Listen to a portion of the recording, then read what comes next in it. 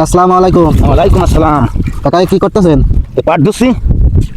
এ কি আপনার নিজের? হ্যাঁ, আমার নিজের। এই পাটে এবার ফলন কেমন যাচ্ছে? পাটে ফলন বিঘে বই, কিছু জমিতে দেখা আছে 13 মন 14 মন, কিছু জমিতে 8 মন, এরকম ফলন। আচ্ছা, বাজার দর কেমন যাচ্ছে বলতে পারবেন? আর বর্তমান দেখা যাচ্ছে তো 35-36 এরকম যাচ্ছে। এতে কি আপনি সন্তুষ্ট, নাকি এর থেকেও বেশি হলে আপনার জন্য ভালো হতো? পাটের খরচের যে ব্যাপার নাই, ব্যাপার হিসাবে এতে হচ্ছে যে খরচের পয়সা আসে না। কারণ পাট জন্মানো খরচ বাদে শুধু কাটতি 1 বিঘা জমি 5,000 টাকা নেয়। আর 1 বিঘা জমির পাট টানতি লেগেছে আবার হচ্ছে 10,000 টাকা, ওই মুসে গাড়িতে ওই খালেতে নামতি। আর এই ধুতি 100 ধুতি লাগতেছে হচ্ছে 700 টাকা। তাতে তো আপনার তো কিছুই থাকতেছে না। এতে খালি ধুতি গেলে 700 টাকা।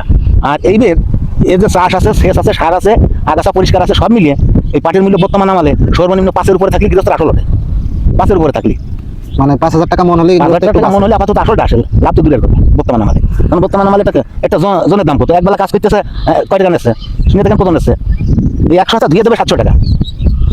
আচ্ছা, ধন্যবাদ কাকা।